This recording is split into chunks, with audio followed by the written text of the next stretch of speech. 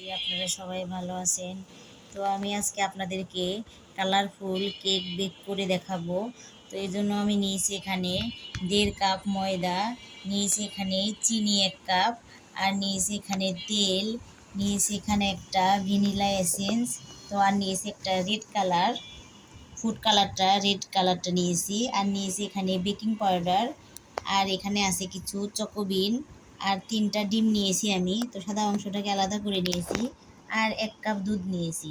তো এগুলো আমি এখন সাদা অংশটাকে প্রথমে বিট করে নেব 2 মিনিট।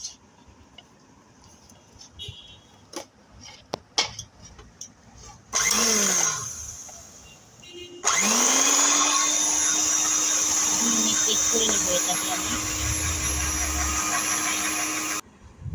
তো আমাদের ডিমের সাদা অংশটা ফোম তুলে নেওয়া হয়ে গেছে।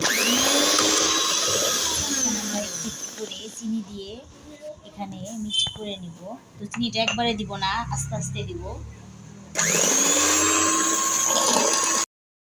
এগুলো মিলিয়ে নেওয়া হয়ে গেছে। তো চিনি আর দানাদার একটু নেই। তো এখন এখানে আমরা ডিমের কুসুমটাকে দিয়ে দিব, দিয়ে বেশি না 30 সেকেন্ড এখানে বিট করে নেব।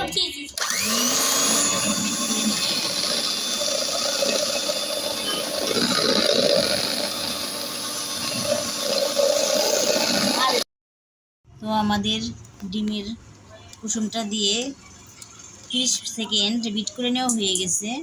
তো এখানে এখন আমরা তেল দিয়ে দিব। তেলটা দিয়েও বেশি সময় না, মাত্র 30 সেকেন্ড আমরা বিট করে নিব,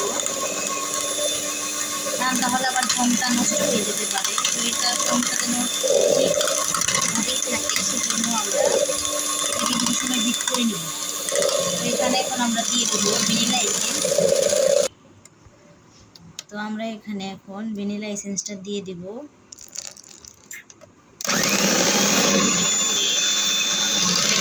উপকরণগুলো এখানে দিয়ে দিব।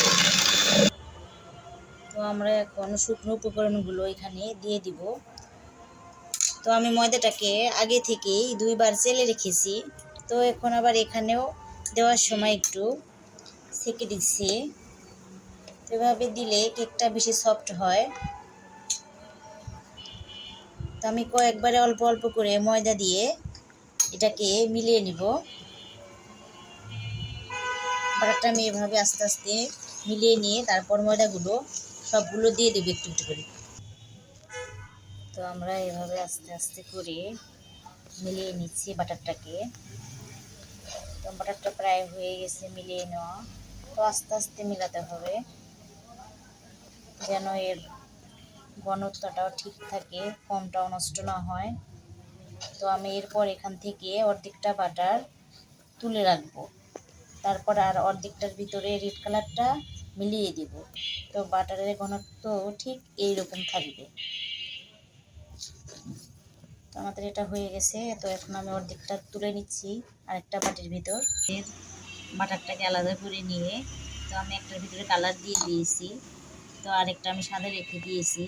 তো আরেকটা আমি যেটা বেক করে নেব, তো ওখানে একটা কাগজ কেটে দিয়েছি, আর হচ্ছে একটু তেল ব্রাশ করে দিয়েছি। তো এগুলোকে এখন আমি একটু একটু করে 1 চামচ করে দিয়ে দিব সমান সমানভাবে। একটা সাদা কালার দেব, একটা পিঙ্ক কালার দিয়ে দেব।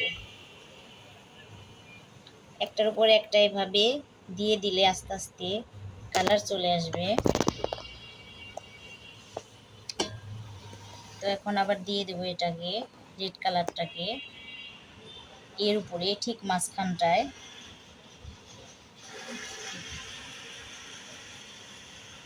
তো আবার একটা দিয়ে দেব ভ্যানিলা।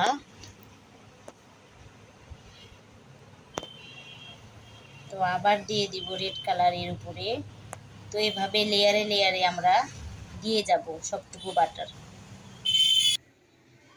তো আমাদের বাটারটাকে সাজিয়ে নেওয়া হয়ে গেছে। তো এখানে আমি এখন কিছু চকোবিন দিয়ে উপরে সাজিয়ে দিব। এটা দিলেও হয়, না দিলেও হয়, তো আমি দিচ্ছি, বাচ্চারা পছন্দ করে তাই। তো তারপরে আমি এখানে একটা কড়াই নিয়ে নিয়েছি, এখানে বেক করতে বসিয়ে দেবো। এখানে আমি স্ট্যান্ড দিয়ে দিয়েছি। তো এখানে আমি এখন বসিয়ে দিব 35 মিনিট। হালকা তাপে দিয়ে দিলেই হয়ে যাবে। তো এখন আমি 45 মিনিট অপেক্ষা করব। ভিউয়ার্স, দেখতে পাচ্ছেন আমাদের কেকটা হয়ে গেছে। তো আমাদের কেকটা হতে সময় লেগেছে 55 মিনিট।